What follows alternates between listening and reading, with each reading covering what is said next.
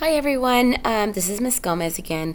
I just wanted to quickly go over what will go in the student take home folder. I went ahead and created these over the weekend, and I believe that so far I've added everything that's needed thus far. However, we will be adding to them as we deem necessary. So I'm going to go over each paper that's in each folder. Now I want you to take a look at this first file. Now it says, "Dear parents, please take a look at the chart below to see your child's lesson progress in language. Your child began the year in language program 6K," that's just the name of the program, in lesson blank. Students will have different lessons in which they begin language. Now in order for students to get to the reading program, we need to do language first. So language essentially talks about or teaches students lessons such as like, what is this? Is this a cat? Is this a bottle? It's very it really helps with not just coordination, but also understanding of what objects are, naming objects, knowing colors and things of the sort. Now, once we get to lesson 41, I believe is when we start reading. So as of right now, there are students that are in 3 different groups in our classroom, and so I will fill this out before by the end of next week, and I'll put what lesson your child started on. And every Friday is when I'll be updating these. So for example, if your child started on lesson 1, our goal is typically a lesson a day, but we may do more if our students are on task, and if we're able to get through more than one lesson, then we'll go ahead and so for example, let's say on Monday we start lesson 1, by Friday we should at least be on lesson 5. And so what I'll do at that point is highlight this number, because that's where we'll be, and then you will sign right here, parent signature, initials, that you saw that. So come Monday morning, I should see a signature saying you see that we have gotten to lesson 5. And of course, if you have any questions or concerns regarding that, then we can speak about that personally, or I can address it as a group if it is something that a lot of parents are asking. Now, there will be mastery tests approximately every 10 lessons, and of course I will keep you updated on those scores, or if the scores are questionable in a way where we might need to have a little bit of extra time, or if you may need to do a little bit of extra help at home, then I'll go ahead and reach out to you beforehand. Also, these are some of the grades that go into your child's report card. So this is briefly going over our language program. Some students will be starting on lesson 1, some will be starting on lesson 21, and some will be starting on lesson 31, I believe. So I will keep you updated on that by the end of next week. I've also included a calendar. Now, I've included August only so far. Now, this is the math calendar.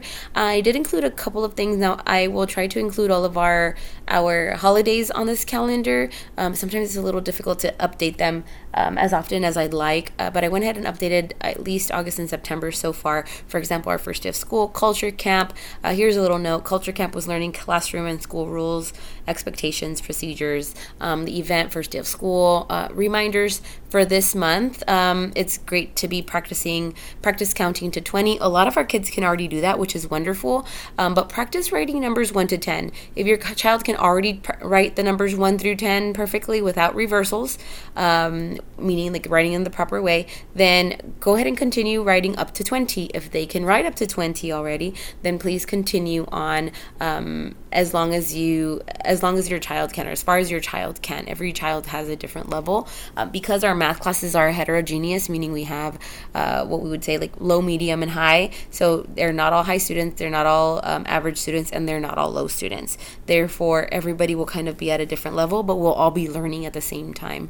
So module 1 is a little lengthy, and it does focus on counting from 1 to 10, as well as writing the numbers without reversal. So that means that writing the 3 facing left rather than flipping it into where it's facing right. So It's very important for students to write their numbers properly, for them to take their time writing numbers, tracing numbers, in order for them to have a great fluency at least by mid-year.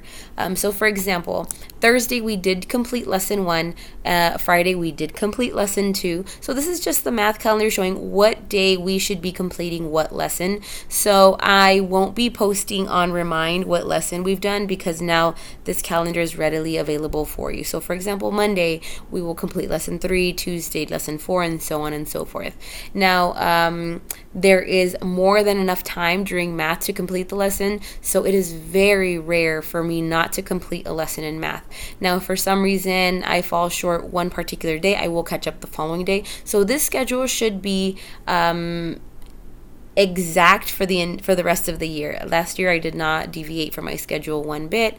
Now, mind you, if something does happen in order for that causes a change in this, I will let you know via Remind, and I will still catch up. So I will make sure to keep this calendar as up to date as possible. I will be changing this calendar every month. So in September I will go ahead and replace the August with the September schedule, or I can add it over if you'd like to keep this one with you.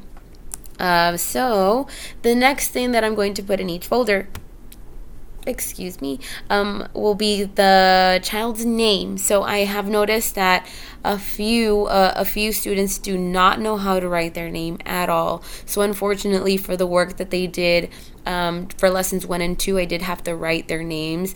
Now our time is it's a little difficult to be able to write, for us as teachers to write their name on every single paper as they complete work, because it is a big group class. We teach math as one big group. It is not like direct instruction where we have small groups, so it's a little more difficult to be able to go over and write their name on each paper. Please focus mainly, if your child cannot write their name, please focus mainly on their first name. I know I included the first and last name, but please focus on their first name. So for example, if the name is Annette, like mine, and I'm kind of having a difficulty, I don't know how to write my name, I would at least try to learn ANN, so that way I know that at least that's going to be Annette. If I see Ann, that will be Annette. But if a child can't even write the first letter of the name, or scribbles a letter and it's not necessarily a letter, it's very difficult when we are unable to write the child's name on every paper. Please make this a priority. Many students could write their first name, which is absolutely perfect. If that's the case, then please have them practice writing their last name. We will be needing an expo marker, the expo markers that were in the supply list. Now, those were specifically for math because we use them every single day. And last year, we didn't quite have enough. So I don't think I would have enough to send one home, and also for us to have some enough for class for the whole year. But if you're having difficulty like acquiring one, or if you absolutely need one, I'd be more than happy to get one for you. So please reach out to me if you need me to send home an expo marker, because I did put these in sheet protectors in order for them to practice over the sheet protectors. So again, the names are very, very important. It's important to at least get, I know some students have very long names, so if the student is unable to spell their entire name, at least the first 3 letters, the first few letters to get started, in order for us to be able to differentiate whose paper that is. The next one that I have are numbers 1 through 20. Now, this is what I was talking about, reversal. So for example, some students write the 3 the opposite way, or the 2 or the 4, the 5, most numbers can be reversed. So it's important for students to at least be able to write the numbers from 1 through 10. If your child knows how to write the numbers from 1 through 10, please continue on to 15. If they know how to write the number 15, then please go all the way down to 20. Otherwise, please practice this whenever possible. First and second week of school, we're mainly focusing on numbers 1 through 5, but please push your child to be able to continue to do at least up until 10. That would help them greatly as we move through the school year. Again, this will be in a sheet projector, so an expo marker helps greatly. I'm also teaching them how to take care of their expo markers. We've practiced with them because they do dry out very quickly. So we've practiced opening them, closing them when we don't need them, and pushing them softly with our palm in order to make sure that the top is on. Expo markers do dry out very quickly in kindergarten. Now that's why we actually had them on the supply list, because we usually run out of them for students. We usually run out before the school year ends, and we use them all year long in math. Letter and number formation. This is a very great tool that teaches students how to write their letters. We may want to focus on lowercase letters because we don't necessarily use uppercase very often in kindergarten, only for their name. Although it does help if they can do both. So please try to focus on maybe lowercase letters, and here are numbers 0 through 9, just because it was already on this sheet that I purchased. Again, focusing on lowercase letters, and if possible, uppercase would be great. If you can tell them, point them out, the small letters are the lowercase letters, big letters are uppercase letters. If you throw that out there, kids pick up on language so quickly and easily. I have found that every single year. Kids are like sponges. They learn so quickly, and I know that I can admit that I personally did not give them enough credit when I first started teaching kindergarten. They are so intelligent. Please don't underestimate them. The very next paper that I have is a hundreds chart. I have not incorporated, this will be the first year I incorporate this, but I absolutely love this because we will be using it towards the mid to end of the year, and we'll be counting by tens. So this really helps when we count by tens, but it also helps with touch and count. Please have your student touch and count each number. I have found when I play counting to 100 videos, kids love it. They might not know what comes after 30 or 40 or 50, but they are still they're listening to the sounds, to the letters, and they're saying it. So they will eventually learn it if it's something that's practiced daily. So you can have them touch and count 1, 2, 3, 4, 5, and have them say the number as they count. That way they can start recognizing the number 6, 7, 8, 9, 10, and go on all the way to 100. This is an alphabet chart that I incorporated as well this year.